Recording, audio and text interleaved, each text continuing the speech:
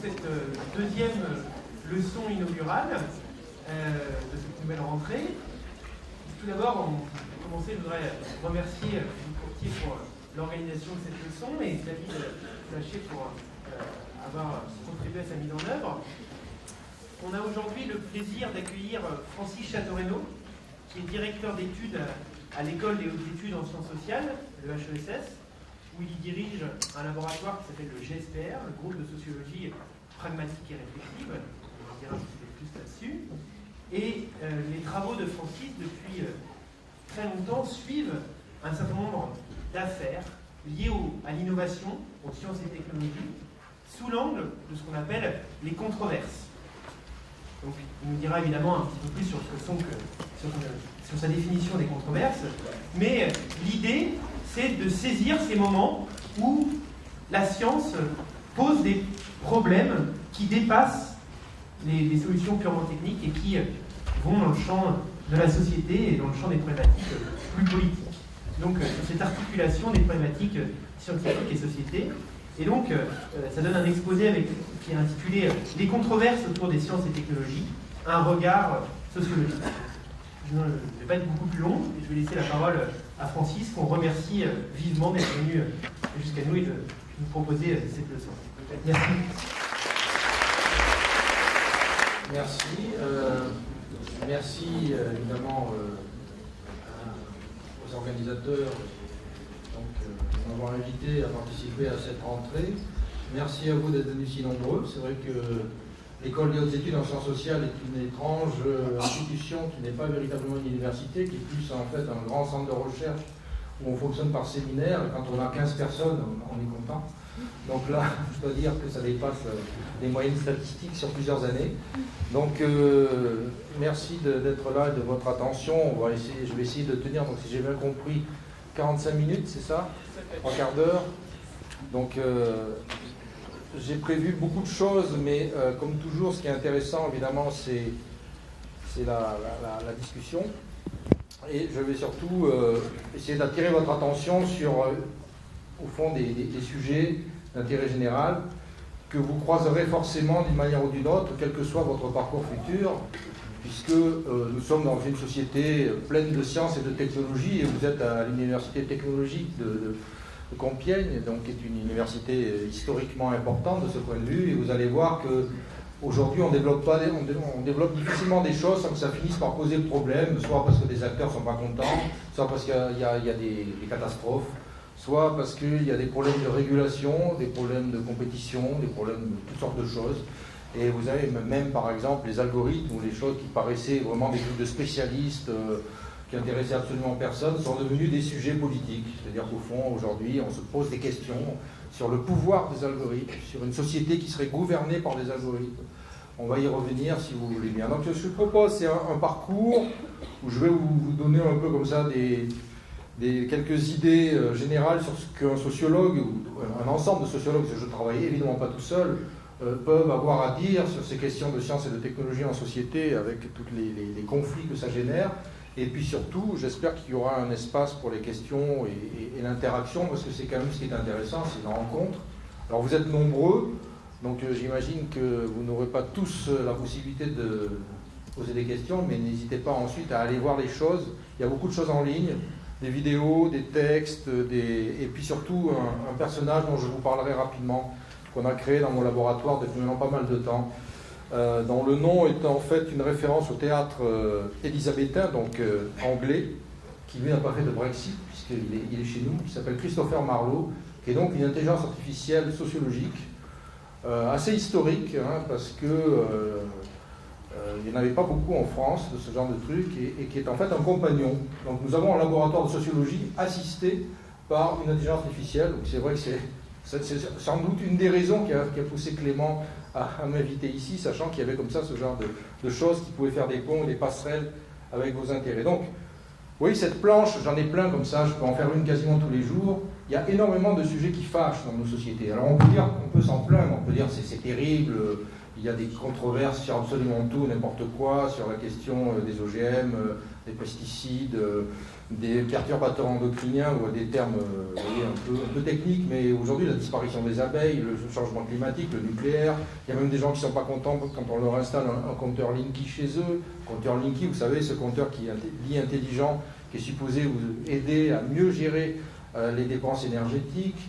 Il y a eu tout un mouvement qui continue d'ailleurs. Les questions de nanotechnologie ont beaucoup fâché.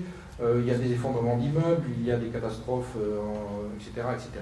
Et donc, le projet de mon laboratoire et des équipes avec qui je travaille, en France et à l'étranger, c'est d'essayer de comprendre ces processus, d'en avoir une intelligence la plus, pas neutre. C'est pas une question de neutralité, c'est plutôt au contraire d'intelligence, c'est-à-dire au fond, essayer déjà de les décrire, ensuite de les mettre en rapport, sans dire absolument n'importe quoi, comme souvent dans certains essais qui généralisent un peu trop vite les choses, et surtout de donner ensuite à tous ceux que ça intéresse des moyens d'en faire une interprétation qui soit la plus fondée possible. C'est-à-dire, après on peut prendre des directions différentes, on peut être pro ou anti-OGM. Je me rappelle de Villani, notre célèbre mathématicien devenu homme politique. J'avais participé à un débat sur les OGM avec lui en 2012 à l'Assemblée nationale. Et il a commencé par dire, d'ailleurs ça a mis en colère un certain nombre de députés qui étaient là, vous savez, moi, en tant que mathématicien, je tiens à la science, etc., mais les OGM, par contre, je suis anti-OGM. Ça m'a jeté un froid dans l'Assemblée. Donc, peu importe l'option, vous voyez, que vous soyez pour ou contre quelque chose, ce qui compte, c'est d'en avoir une intelligence maximale, de comprendre pourquoi tel acteur est en colère, pourquoi tel acteur défend un projet, pourquoi tel sujet, justement, revient régulièrement dans ce qu'on appelle l'espace médiatique ou l'espace politique. Normalement, bon là il y a trop de monde, mais je me donne toujours des témoins, c'est-à-dire je prends toujours 3-4 personnes pour voir si ça suit, si c'est vraiment incompréhensible, etc. Donc vous n'hésitez pas à me faire des petits signes si vraiment ce que je raconte est totalement décollé. Bon, comme je sais que vous êtes beaucoup dépensé là récemment, vous avez peut-être plus de voix, mais n'hésitez pas en tout cas à faire des signaux. Parce que moi, vous savez, je vis avec ces controverses, avec ces objets depuis fort longtemps. Je circule beaucoup évidemment dans des milieux d'experts, de scientifiques, universitaires. Donc parfois, je ne me rends pas compte que certains termes, quand même, ne sont pas enseignés forcément en première et en terminale, quoi. Voilà. Donc n'hésitez pas à me faire des signaux, ou peut-être là-bas, me dire. Mais moi, je crois beaucoup à une chose qui est importante, c'est que même si on ne comprend pas quelque chose du premier coup, le fait qu'il y ait des points d'accroche, ça doit susciter normalement une curiosité, des discussions et un travail d'enquête. C'est-à-dire qu'au fond, vous pouvez après prolonger, aller essayer de comprendre les choses. Aujourd'hui, on a quand même ces outils à la fois inquiétants pour certains, mais merveilleux d'un autre point de vue, qui sont des outils numériques en réseau, qui permettent quand même d'aller comprendre ce qui se passe autour d'une question, d'aller regarder comment les gens débattent, d'aller regarder les informations qui sont les plus considérées comme les plus solides. Vous avez un outil que moi j'ai beaucoup, dont j'ai vu la naissance, et on est nombreux à avoir travaillé sur qui est Wikipédia, auquel je participe d'ailleurs, ça m'arrive de corriger une virgule de temps en temps, y compris sur des pages très scientifiques. Alors sur les pages très scientifiques, je corrige des virgules, sur des pages plus, on va dire, de sciences sociales, ça m'arrive de rajouter mon grain de sel, et sur des pages plus je peux carrément intervenir. C'est-à-dire que Wikipédia, c'est un outil collaboratif, c'est-à-dire que le savoir se partage, il s'écrit collectivement, et il y a une trace. C'est-à-dire que si tout à coup quelqu'un n'est pas d'accord, il peut revenir en arrière, poser des questions. Il y a des modérateurs, évidemment, c'est compliqué, c'est pas complètement aussi libre qu'on pourrait le penser, mais c'est par exemple un outil, alors il y en a plein d'autres, hein, je dis Wikipédia parce que c'est le plus facile, c'est celui que Google, le fameux moteur de recherche californien, nous impose de cette manière, puisqu'il l'a racheté, je ne sais plus en quelle année, Wikipédia, et au fond, vous avez, quand vous faites une recherche, paf, vous avez tout de suite les pages qui vous arrivent. Mais vous pouvez, par exemple, sur tous les sujets que je vais évoquer, aller facilement après recouper selon vos centres d'intérêt. Voilà, jusque-là, ça va, c'est bon. Bon, alors on y va. J'ai un plan, comme toujours, extrêmement chargé, que je ne vais pas tenir, mais c'est pour vous montrer un peu le type de raisonnement qu'on peut mener aujourd'hui dans les sciences sociales contemporaines. Alors, quand je dis sciences sociales, moi je suis sociologue, mais je travaille beaucoup avec d'autres disciplines, dont vous avez sûrement ou peut-être entendu parler, les sciences politiques, qui s'intéressent plus à la question des formes d'État, de gouvernement, de partis politiques, etc., et d'autres aspects sur lesquels je reviendrai. Les anthropologues, qui sont des collègues très importants, alors en général, quand on dit anthropologue, on pense à des gens qui vont très loin, en Amazonie par exemple, travailler avec des peuples autochtones, des cultures complètement éloignées des nôtres. En fait, aujourd'hui, il y a un peu d'anthropologues partout, on pourra y revenir, des géographes, des historiens, des philosophes, des linguistes. Les sciences sociales sont en fait une espèce de grande famille assez tordue, où chacun essaie de tirer les choses, vous savez, vers lui. Mais au fond, ce qui est intéressant, c'est que parfois ça produit des rencontres. Et moi, je travaille beaucoup autour de ces questions-là, de rencontres entre disciplines.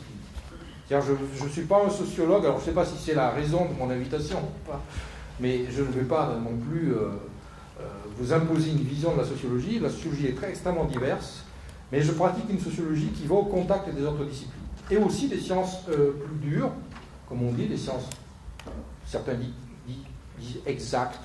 Je ne sais pas si une science est véritablement exacte, enfin, en tout cas, elle produit des choses, donc, par exemple l'astrophysique. J'ai beaucoup travaillé avec le CNES, le Centre national d'études spatiales, par exemple. J'ai beaucoup travaillé avec des physiciens nucléaires, avec des biologistes, avec des généticiens, avec des écologues, des gens qui travaillent. Donc hier, je crois que vous avez eu une leçon sur la biodiversité. Donc toutes sortes de disciplines avec lesquelles on peut partager à un moment donné un questionnement sur comment évolue un système. Voilà, c'est un peu le mot-clé. Comment un système social plein de technologies et plein de phénomènes extrêmement hétérogènes se transforme, et on a besoin d'une pluralité, évidemment, de regards, de façons de travailler, et c'est cette rencontre qui parfois produit des choses intéressantes. Et pour pas être trop long sur l'introduction, parce que je vais griller ma 45 minutes, un exemple de production qui est quand même plutôt réussi, on parle beaucoup des lanceurs d'alerte, qui est un terme aujourd'hui banalisé, mais qui reste quand même très chargé historiquement. Ben, c'est une création de sociologues, c'est nous qui l'avons créé, mais en interaction très rapidement avec des juristes, avec des gens qui travaillent sur le droit. Qu'est-ce que c'est que le droit à la liberté d'expression? Qu'est-ce que c'est que le droit de l'environnement? Qu'est-ce que c'est que le droit de la santé publique, par exemple? Et donc, si vous reprenez l'histoire de cette notion, vous verrez, on en a l'origine, mais on ne l'a pas gardée pour nous, on l'a partagée avec d'autres acteurs et d'autres disciplines. Donc, vous voyez, ça produit des choses. C'est pas uniquement... Aujourd'hui, vous avez des lois sur les lanceurs d'alerte, vous avez des gens qui revendiquent le statut de lanceur d'alerte. C'est pas forcément Nicolas Hulot, je dis ça comme ça parce que récemment il y a un article du Monde qui dit Nicolas Hulot de ministre à lanceur d'alerte. Parce qu'effectivement, depuis qu'il n'est plus ministre, il a repris sa liberté de parole. Donc voilà, un plan que je ne suivrai pas, mais je voulais juste vous montrer au fond les points saillants d'un exposé qui pourrait prendre des jours et voire des semaines. Donc je pense qu'à la fin, vous seriez tous complètement épuisés. Au fond, des notions qui paraissent simples, une science, une technologie, une controverse, un risque, une expertise, qui en réalité sont extrêmement compliquées parce qu'elles ont une histoire longue et qu'il y a plusieurs façons de les considérer. Je vais être rapide là-dessus parce que sinon ça nous enfermerait un peu dans une logique de définition. Et puis de toute façon, vous pourrez très bien les contester. Moi, je n'ai pas de monopole de la définition des mots. On travaille avec les mots, donc il faut simplement expliciter, rendre clair la manière dont on les utilise. Le point 2 est très important. On est dans un monde, c'est pas nouveau, c'est une vieille histoire, mais disons que ça s'est un petit peu accéléré ou accentué, où on a trois termes, trois logiques qui sont très présentes. On a beaucoup de prophéties. Beaucoup d'acteurs vous annoncent ce qui va se passer en 2050. Alors vous, ça vous concerne. Nous, on ne sait pas trop. Enfin, moi, en tout cas, je verrai. En 2100. Alors, peut-être que certains d'entre vous y arriveront, voilà, etc. Donc, vous annoncent le futur. Il y en a d'autres qui vous font des promesses, qui vous disent, dans 10 ans, on soigne le cancer, c'est devenu une grippe. C'est à peu près équivalent à une grippe. Alors, bon, on a trouvé un vaccin pour ceci, etc. On a une technologie où, dans 10 ans, en fait, on a résolu le problème des énergies renouvelables définitivement, c'est-à-dire qu'il n'y a plus besoin d'utiliser le pétrole, le gaz, etc. On fait des promesses. Ce qui n'est pas exactement la même chose que la prophétie, donc je pourrais, dans la discussion, revenir sur ces distinguos. Ça peut prendre là aussi beaucoup de temps. Mais c'est important d'être attentif aux termes utilisés pour désigner les choses. Si déjà ça passe, je trouve que voilà, on a déjà avancé. Et les projets, ils sont encore différents, parce que les projets, ils prennent corps. Vous savez, quand il y a eu ce projet de créer une unité technologique, une université technologique à Compiègne, il y a eu des plans, il y a eu des débats, il y a eu des concertations, il y a eu des maquettes, il y a eu des chantiers, enfin, etc. Un projet, c'est un chemin qui s'organise et qui peut devenir, comme on dit, irréversible. Par exemple, la ville de Paris a un projet complètement fou, c'est d'organiser les Jeux Olympiques en 2024. Et là, il va falloir passer à l'action, c'est-à-dire qu'on n'est plus dans la prophétie ou dans la promesse, on est déjà dans le projet, et il va falloir qu'il se réalise. Et donc ça va engager physiquement des choses. Vous voyez, donc on a bien un changement de sens, hein, de prophétie à promesse, de promesse à projet. On va rentrer de plus en plus dans le dur. Vous allez avoir tous affaire à des projets, puisqu'on est, soi-disant, dans un monde, dans une société qui est pilotée par une logique de projet. C'est un terme qui est devenu un peu magique, hein, pour la gestion. Alors j'ai pris un cas qui est actuellement beaucoup discuté dans les médias, dans les espaces divers et variés, qui est celui de l'intelligence artificielle, qui me concerne d'autant plus que moi-même j'en ai fait pendant pas mal d'années, qui aujourd'hui est devenu justement passer de la prophétie des machines intelligentes de la science-fiction, hein, vous en avez tous sûrement rencontré dans des romans ou des bandes dessinées, etc., à des promesses, c'est-à-dire qu'on dit, bon, avec du deep learning, hein, du machine learning, de l'apprentissage profond, on va vous faire des traducteurs intelligents qui vous rendent Shakespeare parfaitement fluide en français. Je dis Shakespeare, je dis n'importe quoi. Et puis les projets concrets, c'est-à-dire qui... Et en général, vous avez, ce qui est intéressant, quand vous passez de la prophétie au projet, les choses se rétrécissent un peu. Vous finissez par dire, bon, ben, finalement, je vais me contenter de faire un petit outil qui arrive déjà à faire ça, c'est pas mal. Et vous voyez, donc c'est intéressant de voir ces mouvements dans l'histoire, et c'est souvent aussi quelque chose qui révèle les controverses. C'est-à-dire qu'on a tendance parfois à prendre un peu trop à la lettre les annonces générales de révolutions scientifiques ou techniques, et en réalité, quand on regarde les objets très concrètement, ils sont beaucoup plus modestes, beaucoup plus précis. Alors, les scientifiques aujourd'hui, quand je dis scientifiques, c'est au sens très large, hein, vous verrez, sont aux prises avec des controverses, c'est-à-dire qu'il y a très peu d'objets qui sortent des laboratoires ou qui sortent des publications qui ne sont pas à un moment donné pris dans une controverse. On peut imaginer le cas du climat, du changement climatique. Les experts du climat d'échelle internationale travaillent depuis maintenant officiellement depuis 1988, mais avaient bien commencé avant. Vous voyez, ça fait beaucoup d'années que la question climatique est là. Et ils ne s'attendaient pas à ce que, par exemple, en 2009, il y ait une polémique mondiale qui a appelé le climato-scepticisme, qui remettait en cause 30 ans de recherche collective à l'échelle mondiale et ce qu'ils appelaient des évidences. Vous savez, le mot anglais evidence, qui veut dire au fond preuve d'une certaine manière. En français, évidence, c'est pas exactement le même sens. Mais en tout cas, il y avait une espèce pour eux, d'évidence que le changement climatique était prouvé et qu'on allait vers des scénarios de réchauffement de la planète. Et là, il y a un clash général avec des choses sur lesquelles je n'aurai pas le temps d'aller en profondeur. En 45 minutes, c'est impossible, hein, c'est une mission impossible. Mais vous pouvez regarder les controverses autour du changement climatique, c'était quelque chose que n'attendaient pas les scientifiques. Et donc, même des scientifiques, avec tout un appareillage, avec une bonne cause, comme la question de veiller à ce que les conditions de vie sur Terre restent possibles pour les créatures vivantes, pas seulement les humains, se sont retrouvés pris dans des controverses. Donc ça veut dire que ça peut arriver à n'importe qui, d'une certaine manière. C'est une forme de démonstration par l'absurde, etc.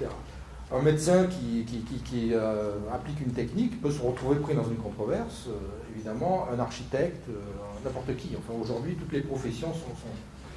Alors, le point 5, c'est le point, au fond, c'est le guide de survie. Je ne pense pas que j'arriverai jusque-là, au point où j'en suis, mais je crois que Clément est sceptique, mais il ne me connaît pas, c'est que je peux tout à coup accélérer. Sentant qu'il y a finalement une écoute, une attention assez remarquable, je salue votre attention, on peut accélérer tout d'un coup, hein, on peut aller plus vite.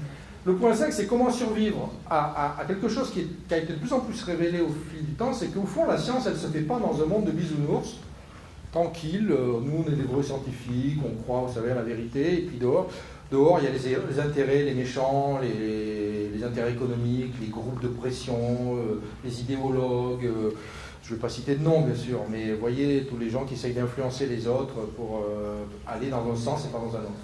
Et en fait, on se rend compte que la science est complètement travaillée de l'intérieur par des groupes d'influence, et qu'arriver à survivre, c'est-à-dire à garder au fond une attitude scientifique, de questionnement, de méthode, de discussion avec les collègues, de vigilance sur la production de ce qu'on appelle des faits, et non pas des fakes, donc justement des facts, des choses qui sont robustes. On peut dire ça c'est de la factualité, monsieur, votre point de vue est intéressant, mais voilà la vérité, voilà la réalité plutôt.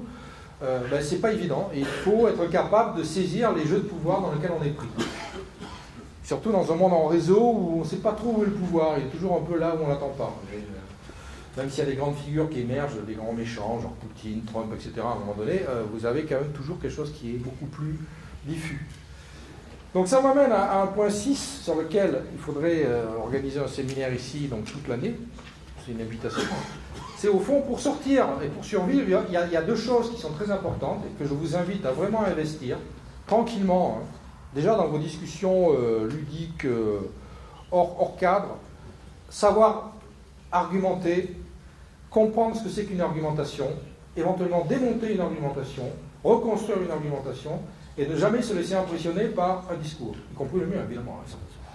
C'est-à-dire, au fond, être capable de se nourrir de tout ce que, depuis très longtemps, notamment depuis les philosophes grecs, mais on trouve aussi des philosophes en Chine, on trouve des pré-socratiques, c'est-à-dire même avant les Grecs, etc., c'est-à-dire comment, au fond, quand quelqu'un vous propose quelque chose par un discours, que ce soit oral, écrit, même vidéo, même par tweet, être capable de le mettre en perspective, de comprendre d'où ça vient, comment c'est fait, qu'est-ce que je peux répondre, quelles sont les choses qui sont invisibilisées, qui sont au fond masquées par un propos, un discours. Alors les gens de pouvoir, évidemment, n'aiment pas trop ce genre de truc. Et c'est pour ça qu'on a inventé la démocratie, de certaine manière. La démocratie, donc d'autres sont plus qualifiés que moi pour en parler, mais quand même, c'est l'art justement de tout le temps remettre en discussion les choses. Vous voyez le sens que ça a, c'est que si on remet en discussion, ben on crée des controverses. Et donc pour moi, la controverse n'est pas un mal du siècle, n'est pas une espèce de, comment dire, de fatalité, voilà, les gens sont crédules, sont paniqués, ils ne savent plus à quoi s'en tenir, etc. Donc tout est mis en discussion. Non, non, au contraire, c'est plutôt un signe de bonne santé. C'est-à-dire quand ça discute, quand ça argumente, ça veut dire qu'il y a possibilité d'une vie démocratique. Or, encore faut-il, évidemment, comprendre ce que c'est qu'une argumentation, et c'est toute la difficulté. Mais l'argumentation, elle ne va pas sans un autre terme que j'ai mis ici volontairement pour que vous ayez un peu les mots-clés. Hein. Faut après le reste, je sais que c'est la question de la preuve. Qu'est-ce que c'est qu'une preuve? Qu'est-ce qui fait qu'à un moment donné, les discours, les écrits, les assemblées, les débats, c'est bien, mais à un moment donné, vous avez quelque chose qui résiste, qui supporte, au fond, toutes les variations individuelles. Vous avez quelque chose qui résiste et qu'on appelle généralement une preuve. Moi, j'aime bien la notion de tangible. J'étais venu ici il y a 15 ans faire un exposé sur la tangibilité. Alors, ce n'était pas du tout dans le même cadre, mais c'était un colloque. Et sur ce qui, au fond, résiste à toutes les variations. Vous pouvez essayer de dire non, c'est pas possible, ça n'existe pas, mais en fait, il y a quelque chose qui résiste, donc il y a quelque chose qui est prouvé et qui est stabilisé. C'est évidemment très important pour sortir des controverses. Pour arrêter une controverse, il va falloir à un moment donné qu'il y ait un certain nombre de preuves. Or, c'est toute la difficulté. Il y a des domaines, j'en prendrai quelques-uns, où les acteurs, y compris les scientifiques de meilleure volonté avec tous les instruments de la Terre, ont du mal à stabiliser une preuve. On prendra un exemple rapidement. Vous savez que, par exemple, on a un doute sérieux sur certains produits chimiques dans l'environnement, qu'on va appeler, par exemple, des perturbateurs endocriniens, c'est-à-dire qui vont attaquer les hormones. Ces produits chimiques produisent, à l'évidence en laboratoire, des effets sur les systèmes hormonaux. Il y a des éléments de preuve, mais à chaque fois qu'il s'agit de prouver que tel produit chimique dans l'environnement est à l'origine de telle ou telle, par exemple, pathologie chronique, cancer, maladie cardiovasculaire, problèmes de reproduction, etc., paf, il y a des accords et ça diverge, et aucun scientifique, pour l'instant, n'arrive véritablement à stabiliser de démonstration finale. Et donc, il y a certainement une suspicion qui va crescendo, etc. Ça a été la même chose sur la pollution de l'air, ça a été la même chose sur, rappelez-vous, pour ceux qui ont suivi l'affaire du diesel, comment tout à coup, des agences internationales disent mais le diesel est cancérigène, et avec tout à coup une nouvelle alerte qui déjà existait avant mais qui n'avait pas été suivie, où on vit par exemple en région parisienne avec un taux de particules fines extrêmement élevé, ça veut dire que ça produit des effets mais on n'arrive pas à prouver absolument des relations de causalité, etc. Donc les logiques de preuve sont pour moi quelque chose d'absolument fondamental. Et c'est pour ça qu'il ne faut pas avoir une image de la sociologie ou des sciences sociales comme des disciplines qui seraient au fond, qu'on appelle un mot méchant, relativiste, c'est-à-dire qu'au fond, tout est croyance, tout est représentation. Donc il y a des moments où le fait de pouvoir s'arrêter sur une réalité, c'est fondamental pour qu'une société puisse tenir de cette manière. Et donc comment on fait aujourd'hui? Et c'est vraiment important. Et ça m'amène à un point 7 qui aurait pu être le centre de l'exposé. qui est qu'aujourd'hui, pour produire ces argumentations, pour produire ces preuves, pour survivre aux luttes d'influence, pour traiter ces promesses, ces prophéties, ces projets, enfin, tout ce que j'ai mis avant, on ne peut pas le faire sans inviter à la table de discussion des acteurs qui avant étaient exclus. C'est-à-dire qu'on considérait que c'était des profanes, il n'y avait rien à voir avec les questions scientifiques et techniques.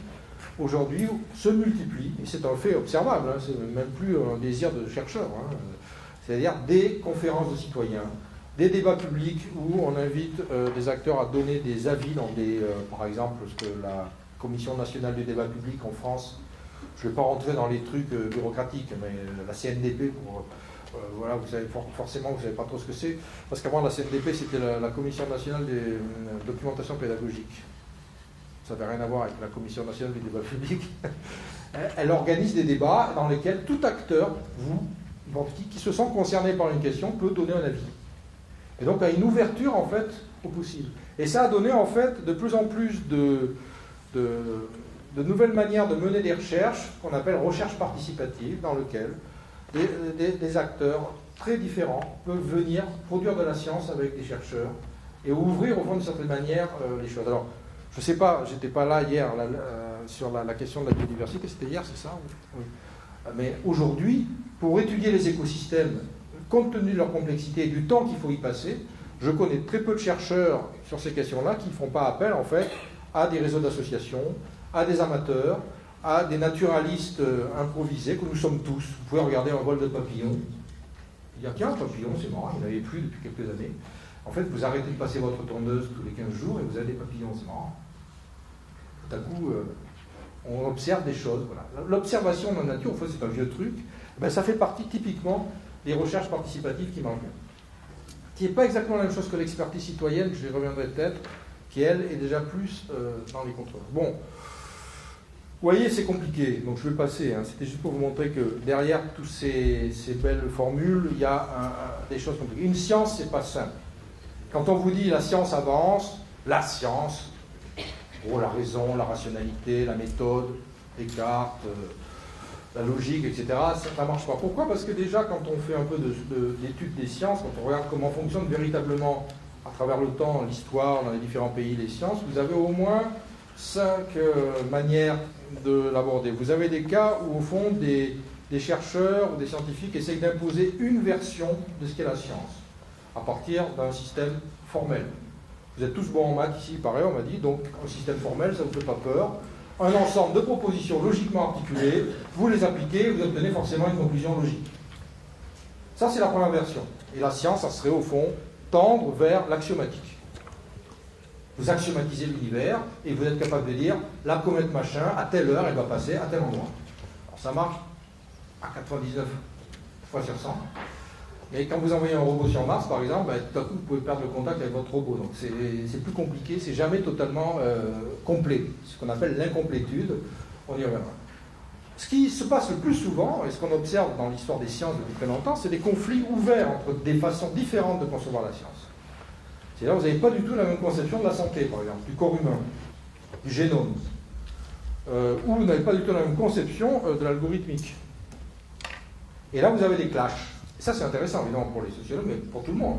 C'est-à-dire, tiens, qu'est-ce que moi je vais choisir comme école de pensée, comme version? Vous voyez, donc la science, elle se fait aussi dans le conflit, d'une certaine manière. Un conflit qui est généralement diplomatique, policé, on a affaire à des gens au niveau de culture.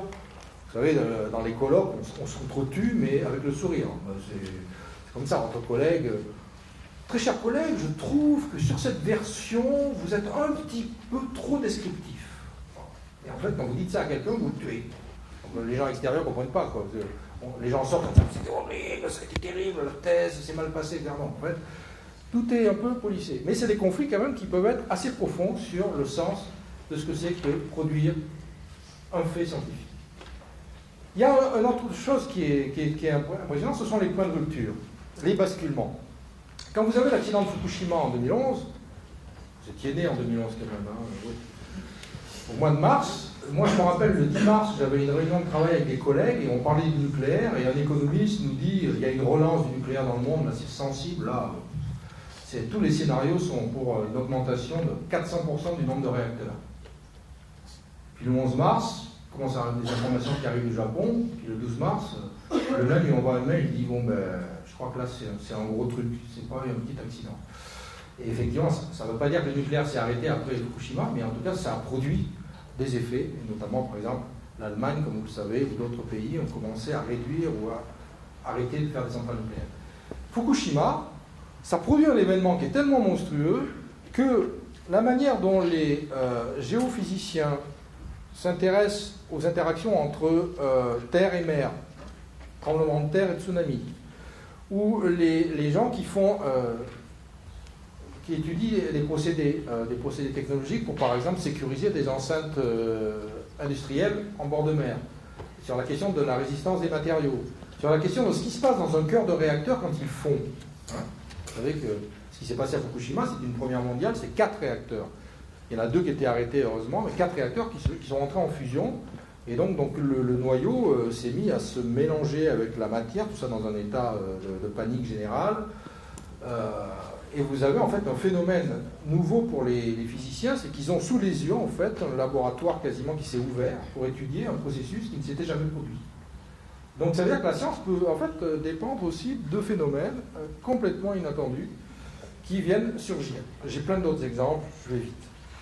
Vous avez aussi, alors la science post-normale c'est un peu technique, je ne vais pas vous bassiner avec ça, mais vous savez que depuis les années 60-70, plusieurs écoles de pensée considèrent qu'en fait la science classique a trop réduit ses objets. Je vais étudier tel gène par exemple, ou tel processus physique. Et sans dit, il faut penser la complexité systémique des échanges et des interactions entre plein de choses. Et donc, ce qu'on appelle en général science post-normale, c'est une science qui assume d'emblée l'irréductibilité. Le fait que vous ne pourrez jamais totalement finir la description de votre processus et que vous devrez constamment l'accompagner et le réinterroger. Là aussi, j'ai beaucoup d'exemples. Et d'une certaine manière, le changement climatique, c'est ça. On est dans une science post-normale. C'est-à-dire que tous les jours, vous avez des nouvelles informations, de nouvelles données à intégrer, et vous faites évoluer vos scénarios et votre diagnostic sur le système planétaire en fonction, au fond, de ces transformations continues, puisque le système lui-même aussi réagit de manière relativement imprévisible par rapport à ces chocs que sont des chocs thermiques. À partir du moment où vous avez, par exemple, un glacier qui a fondu, la question de la reconstitution du glacier n'est pas mécanique. Elle va dépendre évidemment des autres conditions, etc. Et vous voyez que quand vous êtes dans une situation où vous avez un stress hydrique, c'est-à-dire un manque d'eau de manière structurelle, vous franchissez un seuil, qu'on appelle un seuil d'irréversibilité, qui crée une condition qui n'était pas forcément contenue dans la description, dans le modèle initial. C'est bon, là, c'est clair, tout ça? Je peux y aller? Et le point 5, c'est cette montée des recherches participatives. C'est-à-dire que la science, au fond, n'est pas la même quand c'est une science qui est détenue par quelques-uns, prix Nobel ou pas, peu importe, qui savent, parce qu'eux, ils sont prix Nobel, ils sont professeurs au Collège de France ou à Stanford. Et puis quand c'est une science qui est partagée, c'est-à-dire qui se construit par des savoirs constamment en échange, en circulation. Un bel exemple pour vous, parce que vous allez avoir à faire tout le temps, c'est par exemple le logiciel libre et sa manière de concevoir le développement. Alors, c'est un peu mythique, hein. Moi j'ai beaucoup donné là-dedans, l'open source, c'est magique, quand on dit open source, on dit collaboratif, on dit réseau, et ça marche tout seul. Non, en fait, c'est aussi une tension entre des micro-communautés qui à un moment donné gardent le contrôle, et puis le n'importe quoi que peut faire un réseau qui part dans plein de directions. Mais c'est vrai qu'aujourd'hui, il y a des savoirs qui arrivent à émerger du fait de la rencontre d'acteurs qui n'étaient pas nécessairement voués à se rencontrer. Et que cette production de sciences ouverte, collaborative, est quelque chose qui modifie aussi le regard qu'on a sur un mot grossier que vous avez quand même eu des cours de philo, que moi j'emploie très peu, mais qui est ce qu'on appelle l'épistémologie. C'est-à-dire que l'épistémologie des sciences, aujourd'hui, est transformée par la montée en puissance de ces capacités de collaboration, de mise en réseau, qui sont quand même de plus en plus visibles. Bon, tout ça, c'est compliqué. Ça va, là, c'est pas trop rude, là. C'est dur, la rentrée, de toute façon. Hein, tout ça a conduit un certain nombre de chercheurs, de penseurs, je ne veux pas vous les lister parce que ça serait trop académique, mais un qui est important, qui est décédé il y a quelques années, un collègue sociologue allemand, Ulrich Beck, lui il a dit « Avant, la science était la solution au problème hein, ». On a vécu sur cette représentation commune qui a porté depuis en gros la Renaissance, pour aller vite, hein, Certains remontent bien avant, évidemment, pour faire les pyramides, il fallait bien de la science, hein, d'une certaine manière, il fallait inventer la géométrie, etc. Mais bon, à partir de la Renaissance, il y a une accélération, il se passe plein de choses, et au fond, dès qu'il y avait un problème, on appelait des scientifiques, proposaient une description, une interprétation et une solution. Et même sur des sujets qui au départ étaient très éloignés de la science, hein, je pense par exemple à la naissance de la psychanalyse, où quand on voit des gens avoir des comportements un peu folle dingue, on dit, oh, il doit y avoir, grâce à Freud, au fond, on crée un laboratoire un peu particulier. Combien ça reste 15. Oh, 15, ça va. J'ai eu peur, je crois que c'était 5. Non, c'est bon, rassurez-vous. De toute façon, j'ai dit l'essentiel, vous avez pigé le truc. Non, ils sont vachement bien. Et donc, la science passe de l'état de solution à l'état de problème. Pourquoi? C'est une longue histoire là aussi, mais enfin, retenez quand même 3-4 choses importantes. À partir de 1944-45, on se rend compte, et c'est des scientifiques de Einstein par exemple, et bien d'autres, se rendent compte qu'en fait, on a une puissance de destruction avec la science. C'est Hiroshima et Nagasaki, ça vous avez quand même entendu parler. On est capable, avec une bombe atomique, quand même, de rayer une ville assez vite de la carte, et surtout avec la montée des tensions à l'époque avec l'Union soviétique versus les États-Unis, la possibilité d'une prolifération des armes nucléaires, etc. Donc les scientifiques commencent à se dire non, il y a un problème.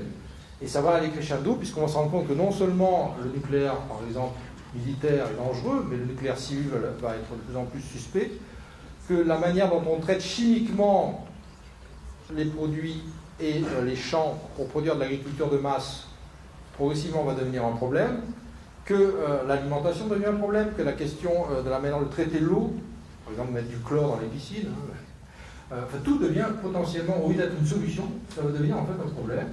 Et la manière même de concevoir les programmes scientifiques va devenir discutable, en tout cas va susciter des controverses. Moi je ne prends pas position, je ne dis pas que c'est bien d'aller sur Mars ou pas aller sur Mars, mais certains disent quel gâchis d'envoyer des machins avec des milliards de dollars et d'euros et de yens et tout ce que vous voulez pour aller conquérir la face cachée de la Lune et très loin dans l'espace, alors qu'il y a plein de problèmes qui ne sont pas réglés sur cette planète, par exemple. Vous voyez donc des choix économiques qui vont venir en fait de plus en plus contestés.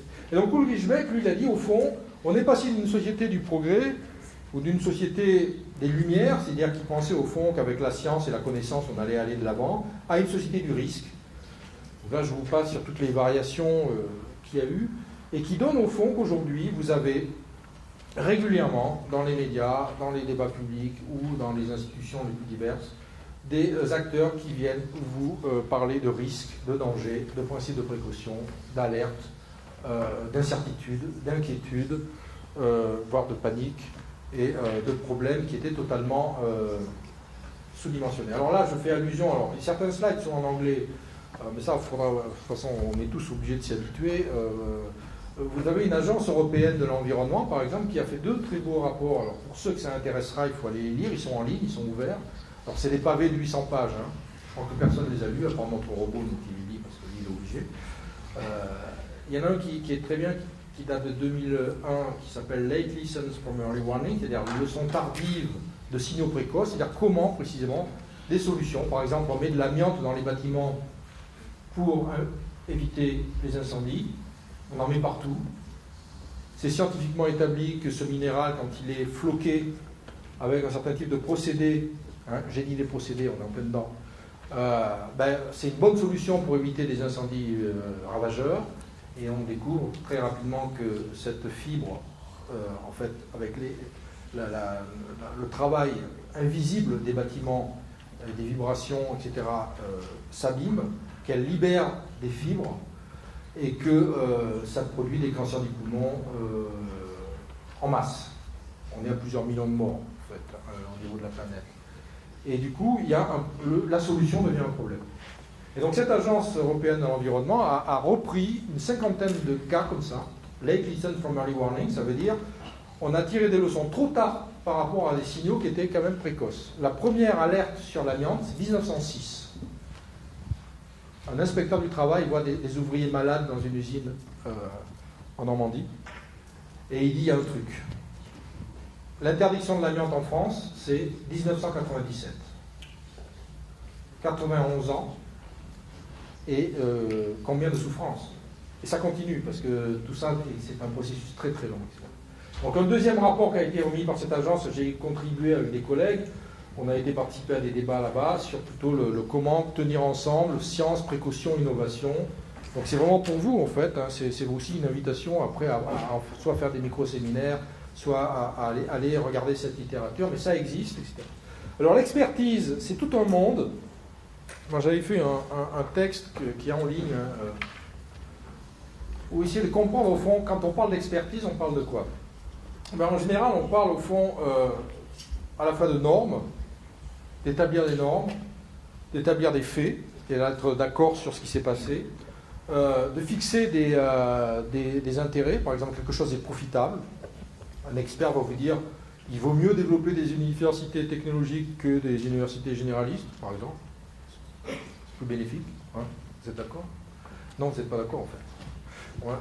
Et il y a évidemment anticiper le futur. Donc l'expertise, elle va constamment en fait se déplacer. C'est pour ça que j'avais fait une espèce de cercle entre dire ce qui est ou ce qui a été, essayer de scénariser les futurs, d'établir des normes, de dire bon, mais désormais on va considérer que le tabagisme passif, j'ai plein d'exemples, j'en ai des milliers, donc là, je peux prendre n'importe lequel. Ça commence avec une demi-cigarette par jour. Alors, avant, c'était 3. Avant, on ne se posait pas la question. Vous voyez, donc, changer complètement la manière de poser un problème. Et résultat, ben, vous devez fumer dehors, par exemple. Puisque vous créez de fait un tabagisme passif par la simple présence de fumée dans un environnement que vous pouvez redéfinir, redimensionner. Et donc, les expertises, ça va faire bouger. C'est pour ça que l'expertise est aussi importante et que vous allez tout le temps entendre parler d'expertise. À toutes les échelles, à tous les niveaux, en fait, vous allez avoir ce travail sur des faits, sur des normes, sur des futurs et sur des intérêts. C'est OK? C'est compliqué. Alors voilà, vous avez plein de bouquins, dont les miens, super passionnants sur les questions de qu'est-ce qu'on est expert, voilà, pourquoi les querelles d'experts. Bon. Alors ça, c'est très important. Et si je passe juste, il me reste 10 minutes, c'est ça maintenant. Hein? Moi, je grille mon temps, c'est terrible. Non, mais ça va, j'avance. On est rentré dans le dur. Ça, c'est une planche que j'aime bien. Alors, elle est en anglais. J'en ai repassé une en français hier, mais parfois j'ai la flemme parce que bon, ça veut dire qu'en gros, le dernier état, c'était une conférence internationale, etc. Et que il faut que je me retraduise moi-même. Parfois, c'est pénible. En fait, paradoxalement, c'est comme ça. Mais c'est pas un anglais très compliqué puisque c'est le mien. Donc, vous devez comprendre forcément. Et c'est fait en discussion avec des collègues qui sont un peu sceptiques sur les solutions technologiques. Alors, je sais qu'ici, vous avez beaucoup travaillé sur les solutions technologiques par définition. Mais vous allez devoir aussi beaucoup les discuter, beaucoup les redesigner, les revoir, les ajuster, les comparer, éventuellement parfois y renoncer. Il y a des chemins auxquels on renonce. Je vous rappelle que la France était lancée dans un générateur, un réacteur surgénérateur du futur qui s'appelait Astrid, qui était un surgénérateur d'ailleurs, un nouveau modèle de réacteur à neutrons rapides. Et on le savait, nous, parce qu'on travaille sur le nucléaire depuis longtemps,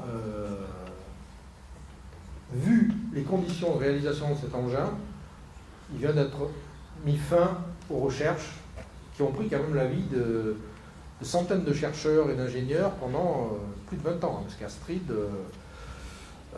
regardez, vous mettez sur Internet Astrid sur réacteur et vous allez avoir plein de choses qui ressortent. C'est assez passionnant. On a cru à la promesse qu'on allait avoir un surréacteur qui allait permettre non seulement de produire plus d'électricité avec moins de combustible nucléaire, parce que c'est un des gros enjeux géopolitiques, je ne peux pas rentrer là-dedans, il faut aller chercher l'uranium, et surtout moins de déchets en sortie. Donc une promesse technologique extrêmement extraordinaire. Et en fait, sur le papier, les ingénieurs avaient réussi à convaincre les gouvernements successifs que c'était bon. Il n'y avait plus qu'à installer Astrid quelque part, alors si possible dans une centrale nucléaire existante pour ne pas avoir d'emmerdeurs qui vont venir dire « Ah, on n'en veut pas », etc. Et voilà. Donc les technologies, si vous voulez, elles ont toujours cette tension-là de savoir réalisable, pas réalisable, souhaitable, pas souhaitable, à quel prix. Et surtout, on découvre des problèmes chemin faisant. Donc voilà, les problèmes, ils sont là. Je vous laisserai, ou je vous passerai ces éléments-là. Effectivement, il faut des matériaux, on ne fait pas des technologies sans... Vous savez, on dit toujours, le monde numérique, c'est un monde écolo parce qu'on dématérialise. il a été démontré qu'en fait, avec les métaux rares et avec tout ce qui est nécessaire, ne serait-ce que le silicium, mais tout ce qui va avec les composantes de nos machines, en fait, il faut aller ouvrir des mines dans des endroits problématiques. Il faut produire, en fait, extraire ces matériaux. Et en fait, il y a toute une économie invisible. Et donc, évidemment, les matières premières, ça peut devenir rare. Par exemple, le contrôle d'économiste, c'est jamais simple. Vous ne pouvez pas dire j'ai une solution, elle est pérenne, même l'uranium. Alors, c'est vrai que les calculs sont plutôt rassurants sur l'uranium, mais ça suppose d'aller, par exemple, mettre des militaires au sud du Sahara pour sécuriser certaines zones où on va extraire l'uranium, par exemple. Vous voyez, donc, les coûts, ils sont cachés, ils sont distribués, c'est compliqué. Vous avez des problèmes de stabilité. Quand vous faites une technologie, il faut qu'elle résiste à des chocs. C'est comme un bâtiment par rapport à un tremblement de terre, vous avez des normes sismiques. Les variations de température pour les instruments de musique ou pour les ordinateurs, c'est pareil. À un moment donné, vous devez créer une stabilité de votre engin. Vous avez des problèmes de configuration de l'environnement. Imaginez ici qu'il n'y ait pas de prise électrique, par exemple, qu'on soit dehors, pour crier c'est mieux. Donc, imaginez qu'on met une sono, mais on ne peut pas brancher tout ce qu'on veut comme appareil. Donc, ça veut dire qu'une technologie, elle va supposer d'agencer l'environnement autour d'elle. C'est pour ça que ça fâche, c'est pour ça qu'il y a des controverses. Si vous allez maintenant dire, on vous met une usine, ça va créer des emplois. Oui, mais enfin, il va falloir acheminer des matériaux vers des poids lourds sur la route. Il va falloir refaire la route. Il va falloir changer les canalisations. Enfin, tous ces effets, en fait, sont des effets qui vont mettre les acteurs en colère, etc. Des problèmes d'organisation, des problèmes de propriété, de droit, de brevet, des trucs très tordus aujourd'hui où il y a des classes entières d'acteurs qui sont sur ces questions du brevet, etc. De maintenance, je l'ai mis en gras parce que c'est un des points centraux. 95% des catastrophes qui ont lieu sur cette planète sont attribuées à des problèmes de maintenance, c'est-à-dire des choses qui n'ont pas été révisées, changées, surveillées, etc. Et ça saute à un moment donné. Des problèmes de design, des problèmes de pollution, des problèmes de déchets, des problèmes de dépendance technologique, c'est-à-dire que comme vous êtes parti dans une direction, par exemple vous faites de l'électricité qu'avec du nucléaire, vous ne savez plus faire autrement. Donc il faut tout reconstruire pour sortir par exemple de cette dépendance, etc. etc. Et donc tous ces problèmes d'obsolescence, tout ça, j'ai presque fini, parce que je savais que je n'irais pas bien loin après. J'avais amené le matos au cas où. Mais ça vous donne ces points de controverse que vous allez voir en surface. Ici c'est le journal, c'est quoi ça? C'est Le Monde, c'est Les Échos, je ne sais plus. Un réacteur nucléaire supposé nouveau en construction depuis 2006, donc on est en 2019, il n'est toujours pas en fonctionnement, dont les coûts ont été multipliés par 5 ou 6, et qui actuellement est pénalisé par des doutes sur la fiabilité des technologies utilisées pour faire le couvercle du réacteur. Donc ça veut dire que toutes ces questions de technologie, en fait, elles sont soumises à des chocs multiples et répétés, avec de plus en plus d'acteurs qui peuvent intervenir. Et c'est ça que je voulais faire passer essentiellement. Non, mais c'est bon, après je peux dérouler. Je vais juste accélérer un petit peu, parce que bon, il me reste 2 minutes. Moi, les centrales nucléaires, je les étudie dans leur monde, dans leur environnement. Donc, par exemple, je vais beaucoup dans le Bordelais, parce qu'il y a une centrale nucléaire célèbre là-bas, qui est, vous voyez, ici en face de la vigne. Elle est au milieu des vignes, en fait. C'est la centrale du Blayais. Et elle a failli nous faire un Fukushima en 1999. Il y a eu une énorme tempête en 1999. Alors là, peut-être que vous n'étiez pas né, du coup. C'est vrai que ça fait toujours bizarre qu'à chaque année, il y a des publics de plus en plus jeunes. Donc, on parle de choses qu'ils n'ont pas connues. Bon, enfin, elle a été submergée. Il a fallu l'arrêter en urgence parce qu'il y a eu une montée des eaux subite. Je passe sur les détails. Évidemment, les vignerons qui étaient autour, jusqu'à présent, la centrale, ils n'en parlaient pas. Elle n'existait pas, ils ne la voyaient pas. Et du jour au lendemain, si vous voulez, cette centrale a commencé à poser problème, y compris d'ailleurs aux élus bordelais, y compris à quelqu'un qui n'a rien d'un antinucléaire, qui s'appelle toujours Alain Juppé, qui a commencé à poser des questions, qui a voulu élargir des périmètres de sécurité, etc., etc. Et ça donne en fait des choses comme ça, c'est-à-dire que tout à coup, des milieux qui étaient plutôt en relation intelligente n'ont plus d'atomes crochus selon j'aime bien le jeu de mots de l'article. C'est-à-dire qu'au fond, on ne peut pas faire du nucléaire et du vin en même temps, il va falloir choisir. Alors jusqu'à présent, dans la Loire, dans le Rhône, au Blayais aussi, du côté de Toulouse avec Golfech, on fait du nucléaire même en Champagne. Oui, donc on est vraiment dans quelque chose un problème qui n'existait pas devient aujourd'hui problématique. Alors oui, c'est un peu ça que je voulais vous montrer. Pareil en Angleterre, il y a plein de centrales nucléaires sur la zone côtière, donc on fait des enquêtes. Alors les Anglais sont très différents de nous parce qu'on peut aller prendre le thé à côté d'un réacteur, ça pose aucun problème, il n'y a pas de gendarme, il n'y a rien, il n'y a personne. Ils sont fiers de leur nucléaire, oui, le salon de thé, sympa, on fait du terrain, nous, on a confiance. Hein. En France, vous avez des barrières partout, vous avez le GIGN qui surgit parce que vous avez levé un petit doigt. Quoi. Enfin, c'est intéressant d'aller voir ailleurs aussi, de ne pas rester enfermé. Le problème des voisins de la centrale, c'est le bruit des camions. Le nucléaire, ils s'en foutent. Et donc, là aussi, il faut faire attention, on ne va pas surinterpréter en tant que chercheur, il faut aller voir ce qui pose problème aux acteurs, etc. Et lui, c'est un expert de l'érosion, c'est un géophysicien qui s'est intéressé beaucoup aux questions d'érosion, et vous savez que l'Angleterre est très... c'est pas simplement le Brexit, hein, c'est aussi que les côtes anglaises souffrent.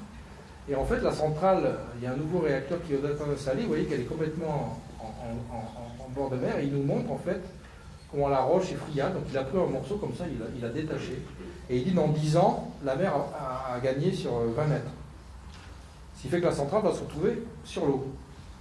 Donc vous voyez, c'est ça, les technologies, elles sont dans des mondes, etc. Je voulais juste, on va passer ce blabla sur les promesses, qui était assez important, pour venir à la question, et je m'arrête là-dessus, c'est juré, hein, que je voulais le faire, des intelligences artificielles. Donc c'est tout un débat qui a émergé depuis longtemps, mais qui aujourd'hui est très important, de savoir si oui ou non, du fait de l'accumulation à la fois des algorithmes, des réseaux, des ordinateurs, des capacités de calcul, etc., on va avoir une humanité complètement transformée dans 10, 20 ans. C'est-à-dire que vous, encore, vous êtes des vieux, vous êtes déjà des vieux.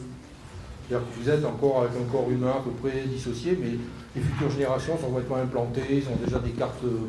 En fait, ils ont des prises déjà prévues, etc. Ça, donc il y a des prophètes qui nous annoncent ça, il y a tout un débat qui a poussé. Je vous invite à lire pas mal d'auteurs là-dessus, sûrement vous entendrez peut-être parler au fil des années ici. C'est assez important. Et du coup, les gouvernements ont commencé à prendre au sérieux cette question, et il y a eu des rapports. Bon, un rapport Villani d'ailleurs, Cédric Villani a fait un rapport officiel sur l'intelligence artificielle, etc. Ce débat, il est fort intéressant parce qu'il pose la question, est-ce que ça peut être régulé? C'est-à-dire il suffit de mettre des limites. Mais on sait très bien qu'on peut toujours avoir un savant fou qui va franchir les limites dans un laboratoire. Est-ce qu'au fond, ce n'est pas une promesse un peu surdimensionnée, et en réalité on est en train de se faire peur tout seul? Ou est-ce qu'on ne peut pas rediriger toute cette énergie vers des applications sous contrôle citoyen? Vous voyez, les controverses, c'est intéressant, parce que ça devient très vite à la fois scientifique, politique, technique, économique, et c'est cette richesse, etc. Alors, je vais passer sur le contenu que j'avais prévu, c'est complètement fou, évidemment. En fait, tu ne m'avais pas dit 45 minutes au début, hein, donc je ne savais pas. Hein. La question de l'apprentissage des machines. Il y a un gros débat pour savoir si vraiment les machines peuvent apprendre toutes seules. Les vrais experts de la question, je pense notamment à Jean-Gabriel Ganassia, disent non.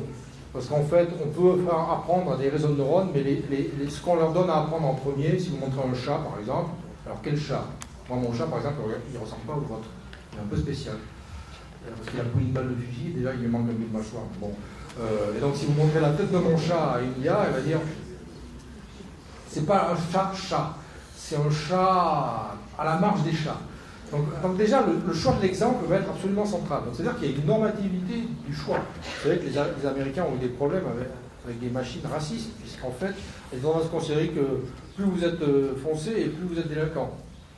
C'est quand même violent comme effet pervers. Donc, discussion sur la supervision. Quand on vous dit que ce programme n'est pas supervisé, en fait, il a été supervisé, mais c'est pas dit.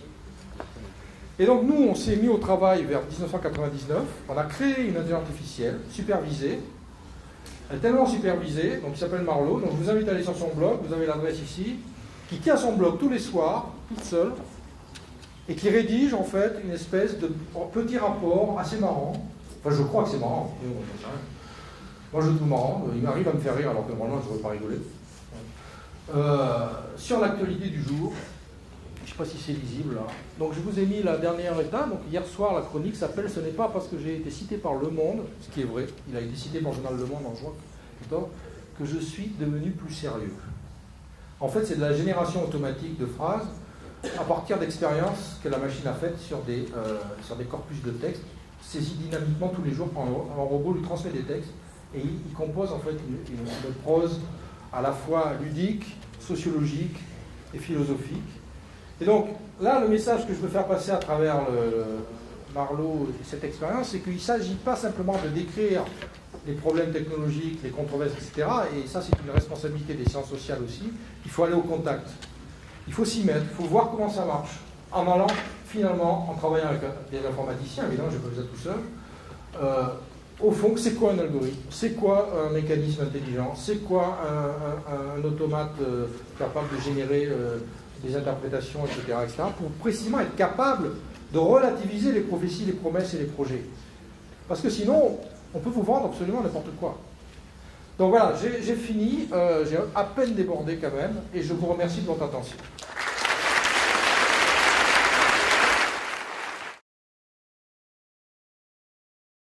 Bonjour. Voilà. Vous avez donné votre temps et je vous remercie beaucoup. Et du coup, en tant que nouveau, j'aimerais vous offrir quelque chose de la part des lois. Juste pour vous qui vient de nous, en fait. Voilà. Donc, elle va nous lancer la tectonique.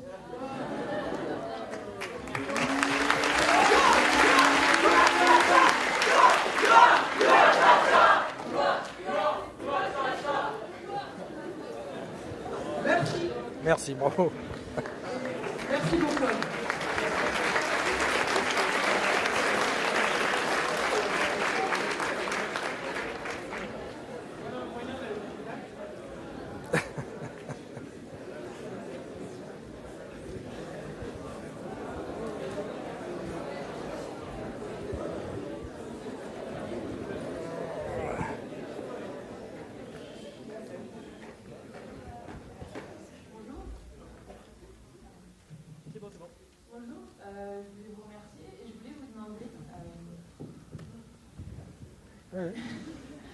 Vous nous avez parlé tout à l'heure du fait qu'avant les sciences étaient un progrès, enfin, que ça apportait des solutions, et que depuis quelques temps, là maintenant, ça apporte plutôt des problèmes.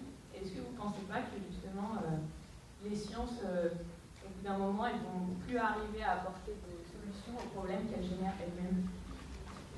Ah, ça c'est une vraie question. Je suis reparti pour une demi-heure, c'est ça? Non, bravo pour la question, elle est absolument essentielle.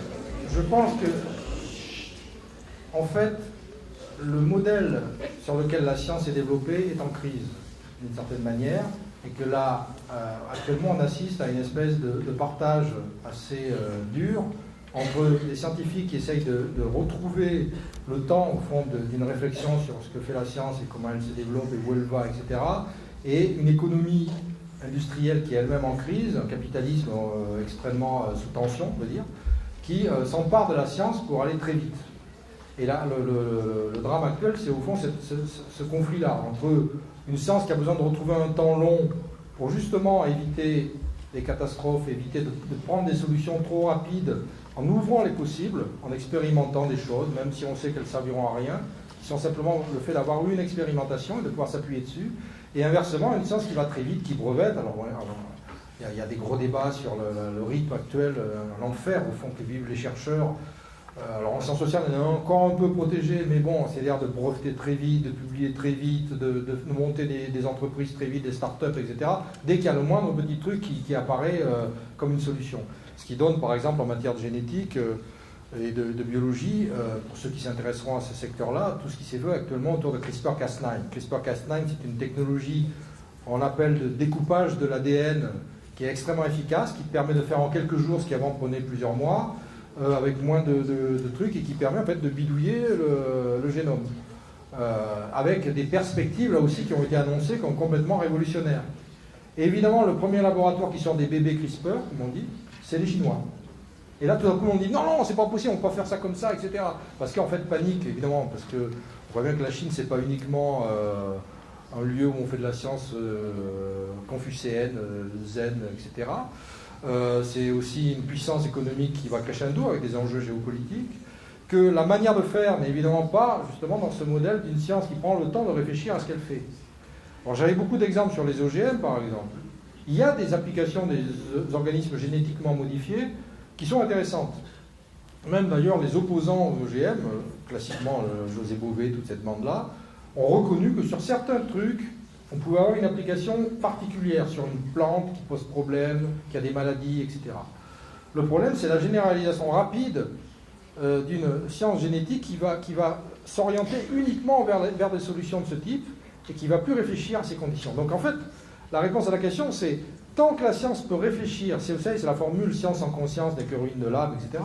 C'est-à-dire tant qu'il y a des espaces pour réfléchir à ce qui se passe, ouvrir des alternatives, mettre en jeu précisément les questions de fond, c'est-à-dire laisser ouverte la parole, le doute, la créativité aussi évidemment en face, c'est-à-dire au fond, et pourquoi pas essayer de faire ça? Je pense que la science peut être réparatrice et peut être inventive. Le problème, c'est quand elle est complètement absorbée dans un modèle économique qui l'instrumentalise d'une certaine manière dans un sens et dans un seul, avec le risque effectivement de conséquences assez néfastes, à la fois pour les conditions planétaires, le climat, la biodiversité, tout ce qu'on connaît, pour des populations qui vont être exclues de plus en plus ou traitées en fait par des solutions qui seront des solutions de pouvoir quasi orwelliennes. Tout le monde a lu, j'imagine, vous avez entendu parler de Orwell et de 1984. 1984, c'est déjà vieux. On est dans des choses aujourd'hui qui sont assez proches de ça, c'est-à-dire au fond, où on va vous définir, on va vous dire, voilà, votre santé, ça va être ça dans 10 ans, donc maintenant vous n'avez pas le choix. C'est intéressant qu'il y ait des médecins qui disent, en fait, ça ne marche pas, ou il y a d'autres alternatives, où on peut essayer de dire, au lieu de dire, par exemple, l'homéopathie, c'est n'importe quoi, c'est possible, on ne sait rien, en tant que sociologue, je ne peux pas dire si c'est... Essayons d'être ouverts à une discussion sur qui s'en sert, qui croit, comment c'est construit, d'où ça vient, et de regarder au fond ce que font les autres médicaments en face, c'est-à-dire ce que les homéopathes appellent les allopathes, c'est-à-dire qu'ils produisent, comme les antibiotiques, etc., des dégâts sur le corps. Et donc c'est ça qui est intéressant, c'est d'ouvrir les espaces de discussion.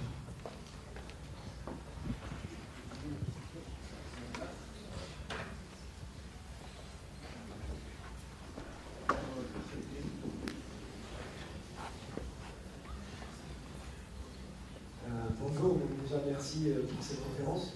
Je voulais revenir sur vos propos. À un moment donné, vous avez parlé lors du débat, on choisit un peu son école de pensée, entre guillemets.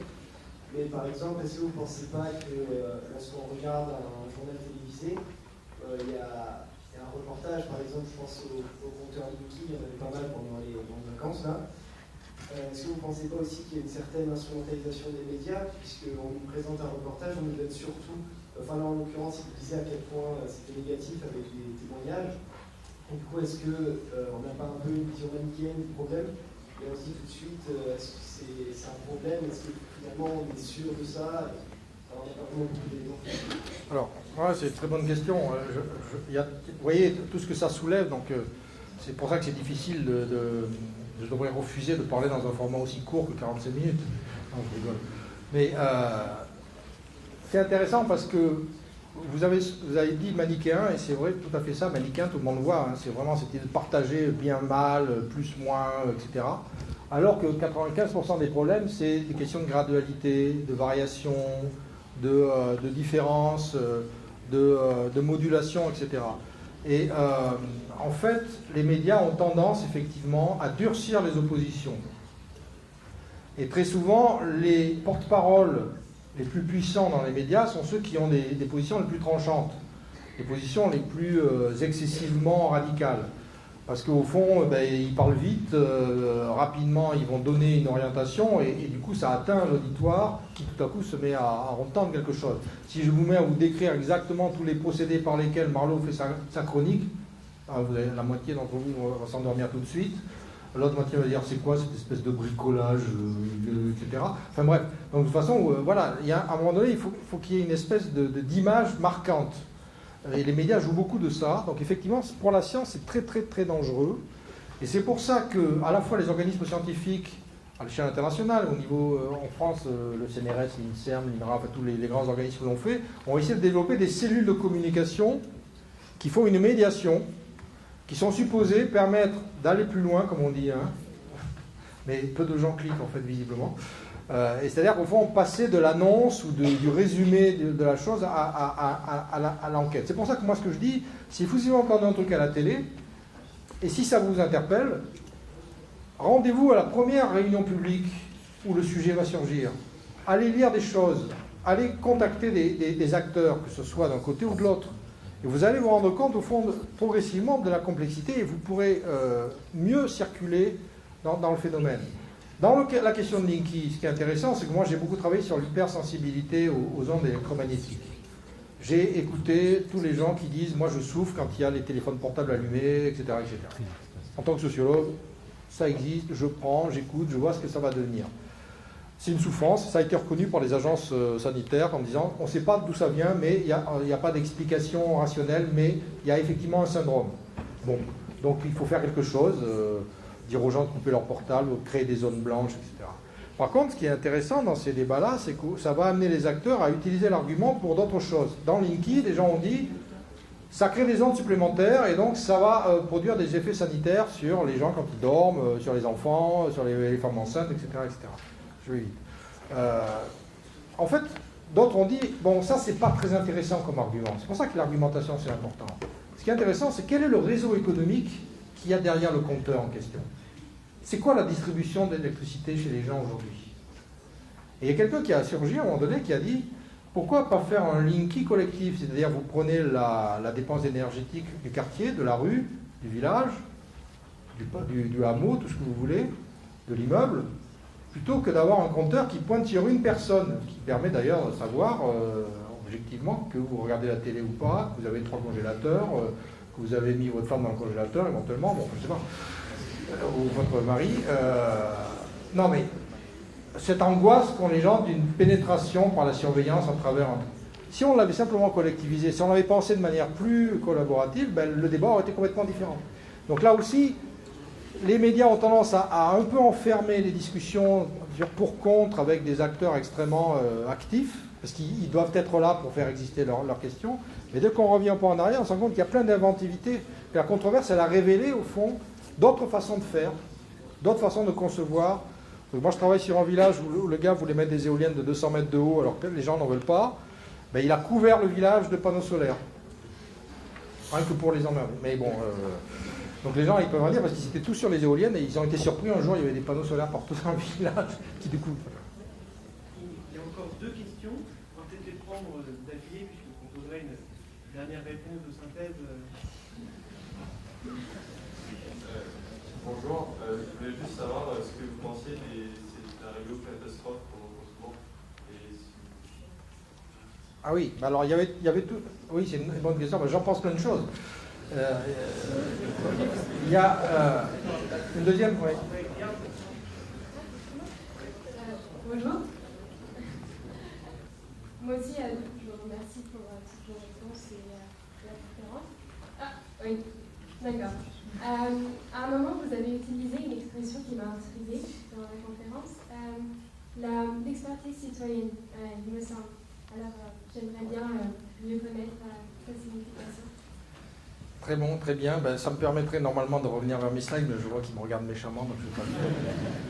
Non, alors, d'abord sur les scénarios catastrophes, évidemment, moi je me régale avec les scénarios catastrophes. D'ailleurs, Marlowe régulièrement s'amuse à faire des prophéties de malheur. Hein. En gros, notamment, il a été reprogrammé après le 11 septembre 2001, c'est-à-dire les attentats de New York qui étaient là hors scénario, personne n'avait imaginé ce truc-là.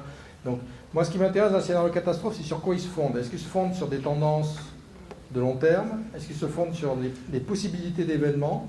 Est-ce qu'ils se fondent au fond sur des attentes que tout le monde attend, qu'il y ait un effondrement par exemple du système économique comme en 2008, etc. Est-ce qu'ils se fondent sur des précédents, c'est-à-dire des choses qui ont déjà eu lieu, qui vont revenir, parce que nécessairement ça revient à une 3e guerre mondiale, une 4e guerre mondiale, etc. Et donc je regarde en fait, il faut regarder les scénarios de catastrophes, comment ils s'organisent, comment ils sont en fait conçus. Et c'est fort intéressant. Parce que l'enjeu, c'est de savoir, au fond, si on se place à une échelle globale, il faut des indicateurs, en fait, robustes. Donc, effectivement, le changement climatique, aujourd'hui, a fourni à plein d'acteurs les moyens d'une vision catastrophiste. Parce que la tendance actuelle est d'aller vers 2, 3, voire 4 degrés en moyenne, ce qui est monstrueux. Parce que les 4 degrés, ça paraît rien comme ça, mais en réalité, sur la planète, c'est monstrueux. Et donc du coup, à partir de ce truc-là, d'autres scénarios viennent se greffer et ça construit des prophéties sur le futur. Donc moi, ce que j'en pense, c'est qu'en fait, il y a des moments... La vie, ça ne va pas être un truc monolithique, sinon on n'est pas vivant. Il y a des moments où moi je suis pessimiste et des moments où je suis optimiste. Ce matin, je me suis levé, j'étais content, à 6h du mat, alors que d'habitude, à 6h du mat, bon, parce que je me dis, tiens, je vais aller à Compiègne, ça va changer un peu, etc. Et donc, il faut arriver à faire varier ces visions du futur. Donc l'enjeu, le problème des scénarios catastrophes, c'est quand ils figent le futur, quand ils ne vous montrent plus que ça, et qu'il n'y a pratiquement plus, c'est un peu comme la réponse sur la science tout à l'heure, c'est-à-dire quand il n'y a plus d'alternatives, vous voyez, quand il n'y a plus d'autres possibilités à explorer. Or, en fait, ce qu'on observe, sociologiquement, anthropologiquement, géographiquement, c'est que dès que vous descendez un peu au niveau local, il y a plein de gens qui vivent différemment, qui ouvrent des espaces, qui créent des choses, et qui, en fait, recréent, au fond, des possibilités qui sont écrasées quand vous ne regardez qu'à une certaine échelle. Et donc ça, c'est important de l'avoir en tête, de ne pas jamais se faire prendre au piège d'un scénario catastrophe, de le mettre tout le temps à distance et de regarder, au fond, ce qu'il oublie dans son environnement cognitif. Alors, l'expertise citoyenne, c'est fascinant l'expertise citoyenne, parce que c'est une revendication. Il y a des acteurs qui portent ça à l'échelle internationale, au niveau national, au niveau local. C'est l'idée qu'aujourd'hui, les experts entre eux, soit ils sont incapables de traiter un problème parce qu'ils sont enfermés justement dans un système de solutions déjà donné, soit ils sont entre les mains des pouvoirs, économiques, politiques, juridiques, tout ce que vous voulez. Et que du coup, il faut les faire bouger. Qu'il y a eu trop de scandales. Un exemple, le premier exemple d'expertise citoyenne qui a vraiment été marquant, que vous n'avez pas connu, et que moi j'ai connu, que ma génération où j'avais votre âge a connu, enfin un peu plus vieux, mais quand même, c'est le sida. L'épidémie de sida qui sort en 81, 82, 83, au début, c'est des homosexuels haïtiens et héroïnomanes d'Haïti, 4H. Et puis progressivement, on se rend compte que non. Ça a colonisé plein de milieux qu'on ne croyait pas, des milieux même plutôt huppés, des artistes américains, des intellectuels, des philosophes du Collège de France. Hein. Et progressivement, on se rend compte que cette épidémie est là et qu'on ne sait pas comment elle a réussi à se transmettre. Et donc, les malades du sida, notamment les homosexuels, se sont organisés pour venir non seulement dire il faut faire quelque chose quand vous êtes épidémie, évidemment, mais pour regarder comment la médecine allait traiter la question. Quel type de diagnostic? Comment on fait pour généraliser les tests? Comment on fait pour distinguer le séropositif du malade? Comment on fait pour essayer les thérapies? Et les associations de malades sont entrées, mais d'abord par la violence. Il y a un fameux film qui raconte l'histoire de Act Up, etc. C'est combien déjà? C'est secondes par minute? 120 battements. Voilà. Si vous voulez, qui montre que tout à coup, les citoyens, quand ils s'emparent d'une question, développent une expertise. Les gars, parfois, ils disaient, vous avez vu l'étude sur la molécule machin? Et les médecins, regardent, c'est quoi ça? Ils n'avaient même pas vu la publication, vous voyez. Et donc c'est ça une expertise citoyenne. Tout à coup, vous faites bouger les lignes d'un milieu qui est parfois tendance à penser, j'ai le savoir, je suis confortablement installé sur mon autorité, et écoutez-moi. Et donc l'expertise citoyenne, sur plein de champs, plein de domaines, elle a montré son efficacité. La limite, ça rejoint la question sur les médias, c'est-à-dire quand en fait, dans l'expertise citoyenne, des acteurs arrivent et prennent le pouvoir pour imposer leur manière de voir les choses. Et où il n'y a plus de discussion possible, où il n'y a plus d'expérimentation possible. Et là, effectivement, il y a des tensions. Bon, on est dans un monde conflictuel, et c'est des rapports de force, mais c'est quelque chose qui, justement, s'est généralisé avec des dispositifs de conférences de citoyens. Si vous regardez les conférences citoyens qu'il y a eu en France ou au Danemark ou ailleurs depuis maintenant une quinzaine d'années, vous avez des citoyens qui mettent les experts, ils les font travailler, ils leur disent, bon, là, nous, on n'avait pas répondu à notre question. C'est les experts qui sont là, ils étaient venus avec leur topo tout réglé, avec leur slide, là, comme moi. Et du coup, il y a un renversement un peu du pouvoir à ce moment-là, qui produit un avis qui n'est pas forcément la prétention à effacer la science, mais au contraire, au fond, à la faire bouger. Alors, je prends un dernier exemple, je m'arrête là-dessus. Conférence de citoyens sur les déchets radioactifs à Bure. Vous savez qu'il est question d'enfouir les déchets radioactifs à moins de 500 mètres. À un moment donné, comme les débats étaient difficiles à cause de l'opposition nucléaire, etc., il y a eu une tentative donc de faire une conférence citoyenne, c'est-à-dire on a tiré au sort des gens qui sont venus discuter, qui ont écouté les experts. Et à un moment donné, parmi ces gens, il y en a un qui a dit « Mais vous êtes marrant parce que vous nous faites travailler sur l'enfouissement des déchets, mais on ne les transporte jamais. Nous, citoyens, riverains, etc., ça veut dire qu'il va y avoir des camions, qu'il va y avoir des trains. C'est quoi la solution de transport pendant des années et des années que vous allez amener vos matériaux depuis la Hague notamment? Et donc la question des transports, les ingénieurs, c'était pas leur truc, c'était un autre service. qui devait s'occuper de ça. Et au fond, l'ANDRA était prise au fond dans la NAS.